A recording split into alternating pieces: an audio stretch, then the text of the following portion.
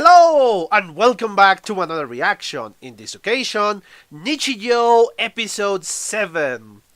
Yes, the series has been increasing his level of humor, and yeah, the last episode I watched was kind of a special because, well, it has a joke that I knew, the deer joke, in which of course the principal, no, I know it's the principal, is just making a suplex to the freaking deer. And yes, it's hilarious when you think of the context and when you think of the music, of the build-up that they made for that simple joke. Yes, that's what makes the joke so much fun. Even though I knew it was coming, even though I knew that the end joke was going to be like that, it is still hilarious. That is how well done the joke was. It is something I really, really appreciate. Yeah, that perhaps was the highlight of the episode for me. It was just so much fun to have that joke being portrayed in that episode. Before entering into the reaction of the episode, I'm going to do this in this video, and I'm going to do the same announcement in the Waifu video, which is one of the most watched videos in my channel. It's not saying much, but at least it's watched a lot more than any other video, the Waifu one. The announcement is the next one. I've been trying to change the lighting in my in my recording. This is a new lighting, and it was changed back in the Waifu third episode. I think it was the first one I did with the new lighting. This is kind of the second one or the third one. I don't remember that well. What I want to ask you guys is if you like this new lighting, if you enjoy the other one. I didn't like it because it projected shadow thanks to the microphone. But yeah, I want to know if you enjoy this lighting and if you are liking the microphone better, if it sounds better, or if I need to make adjustments to the volume or the general stuff about the microphone. So yeah, perhaps I'm gonna put something else, and I'm going to make some changes to the channel. Not much, really, it's not going to be that much. But anyway, I'm going to be thinking of that. And yes, I'm still working on the script for the season 1 review of Waifu, season 2 of Waifu, and when I finish this one, I'm gonna do the entire review of the entire season of Waifu.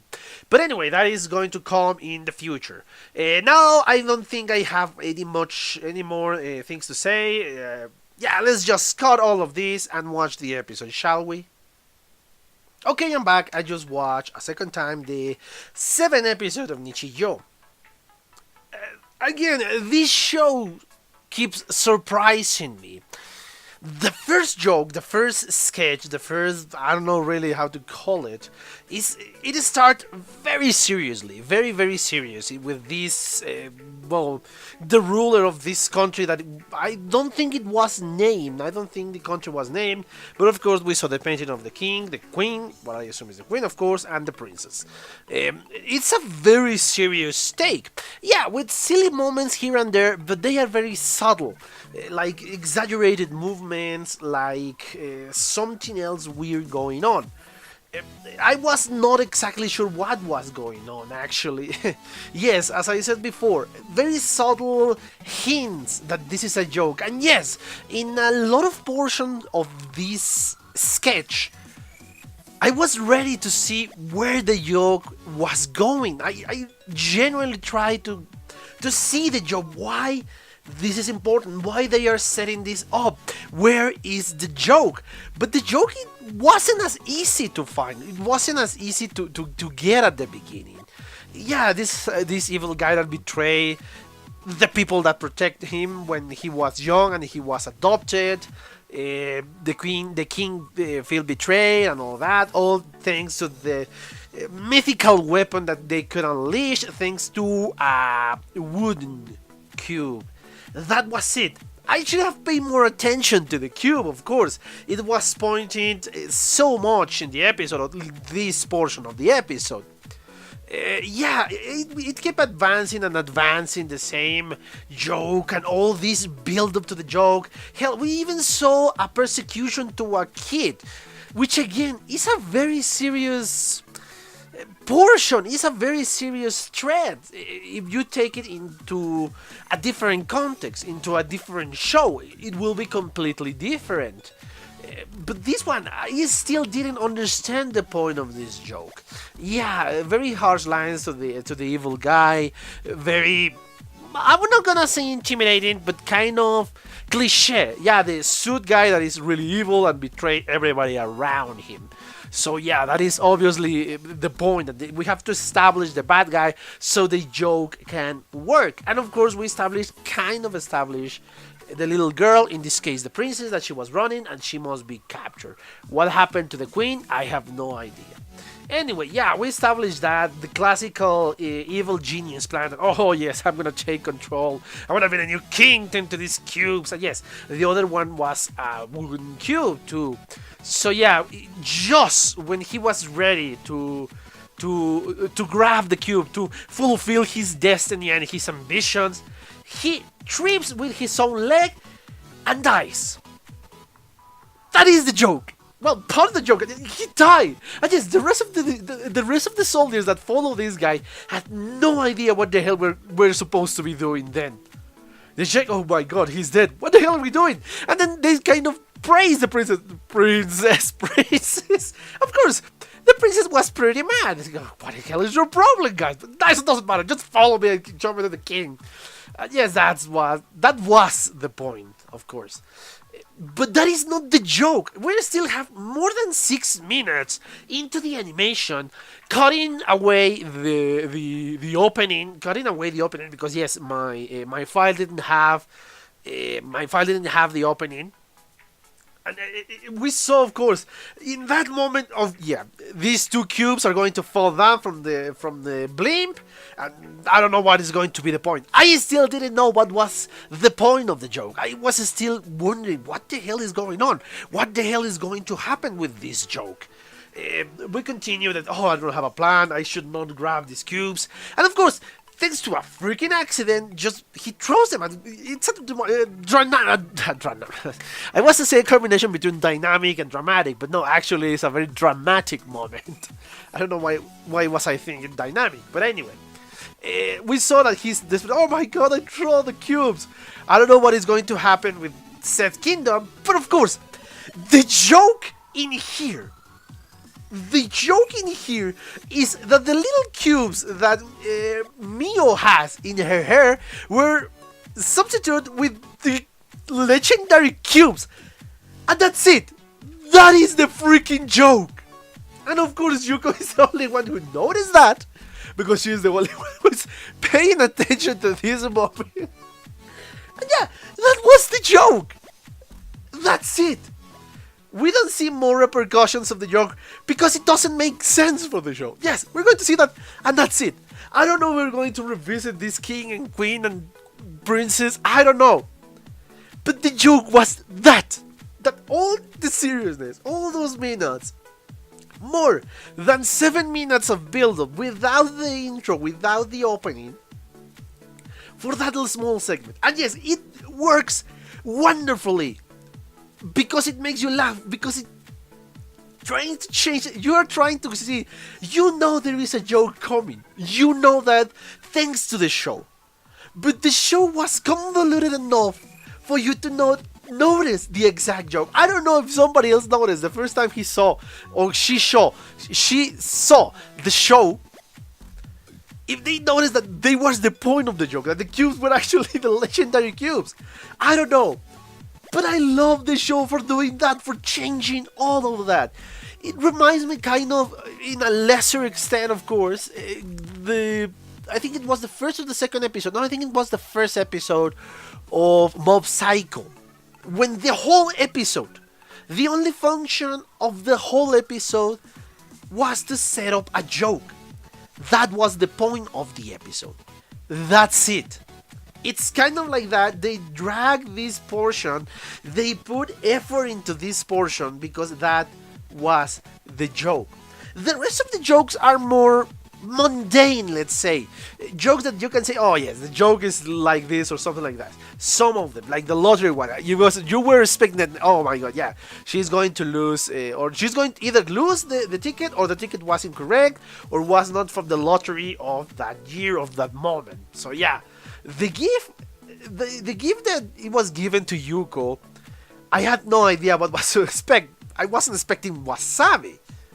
Anyway, we keep advancing into these small jokes, and this is another elaborate one. Not as the first one, not as elaborated as the first one, but it has a little bit more build up, more stuff in the joke. And yes, of course, we kind of notice, if you saw the previous episode of this one, we kind of noticed that this teacher, I don't remember the name of the teacher, the young male teacher, is in love with I think it was homeroom teacher or home teacher of the class in which Yuko, Mio, and Mai are being taught. He's pretty obvious because of that when you see it in retrospective, and when you see it all the other episodes, that yes, this guy is kind of in love, and he's so inside of his mind, oh no, this is bad because we're co-workers, oh but she's so lovely, maybe I could ask her favorite color and food and all that, oh no, I'm just going to these impure thoughts and all of that. And of course he wants to start the conversation with a simple question, that what is your favorite food, and he was planning the conversation all along.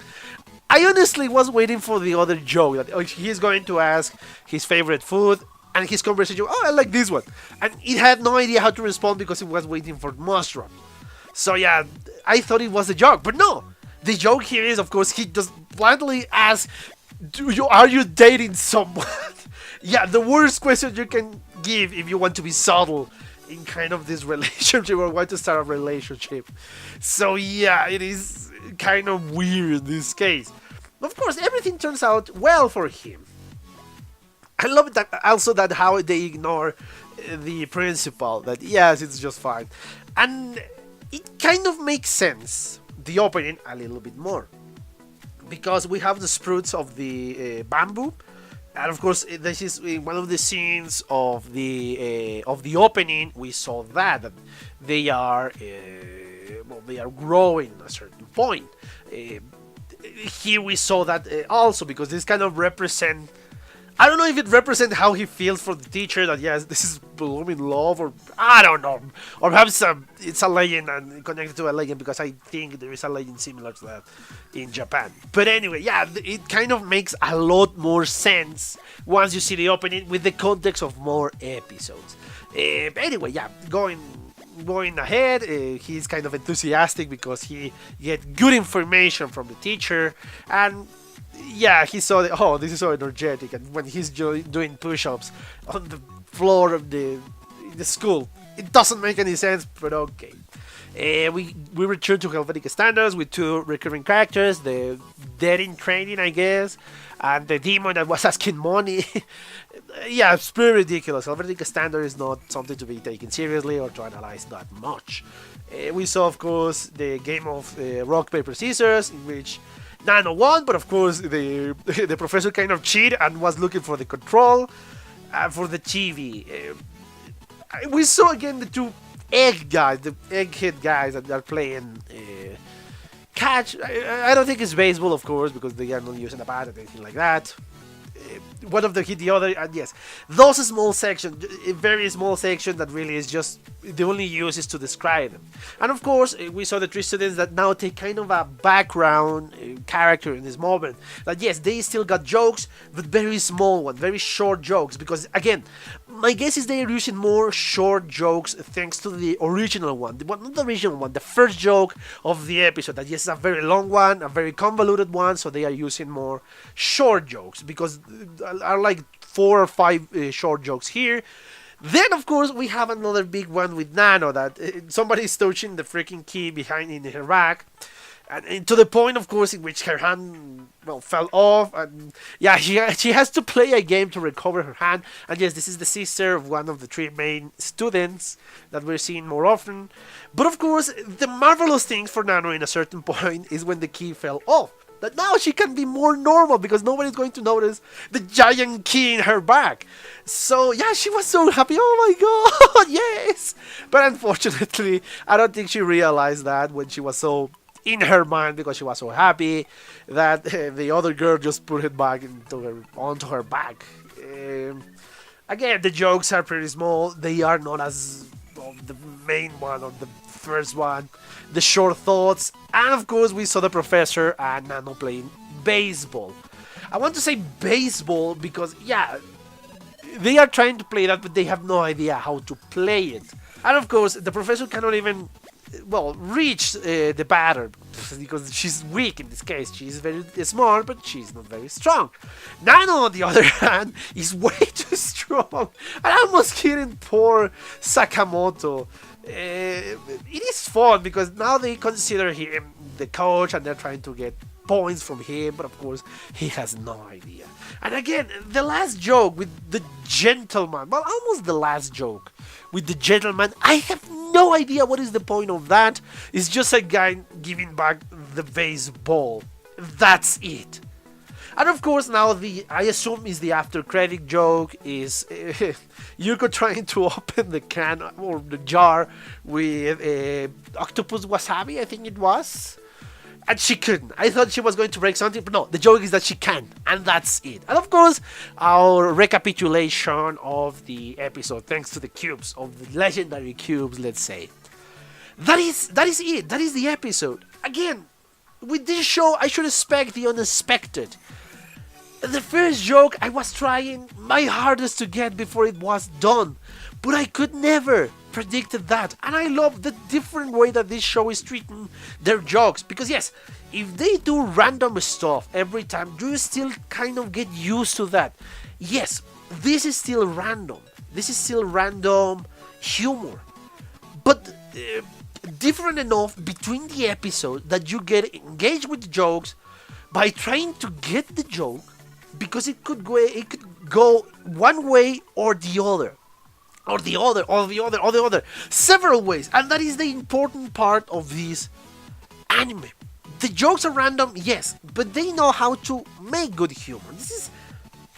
This is great humor, and I know I said this every time I watch an episode of Nichijou, because it's true. It is amazingly well done humor. It's a different type of humor, and when you think about it, it's even very intelligent. Yeah, the jokes are sometimes silly. I'm not gonna say that every single joke is an intellectual joke, but it's intelligent because it keeps you thinking what is going to be the next step. So yeah, that is why I love this show. And I do not recall who recommended me this, but thank you so much for recommending me, because yeah, this forced me to look for the episodes so I can watch them with subtitles. It was pretty hard, but it was so much worth it. So yeah, whoever you are, because I do not recall who was the one who recommended me this, thank you so much. But anyway, I think I really exhausted the topic of this episode. Yeah, the only thing I have to say for this one is, well, thank you for your attention, guys, and well, see you on the next one. Bye. Okay, I hope you enjoyed that video, and yes, thank you so much for your attention, guys. As always, if you want to leave a comment, that will help me a lot more. If you want to give me a like, that will help me even more to get on the top of the recommendation for YouTube. And if you want to share this video, that will help me even more. So yeah, thank you so much, guys. Thank you so much, guys, for your attention. I hope you enjoyed the video, and yeah, see you in the next one. Bye.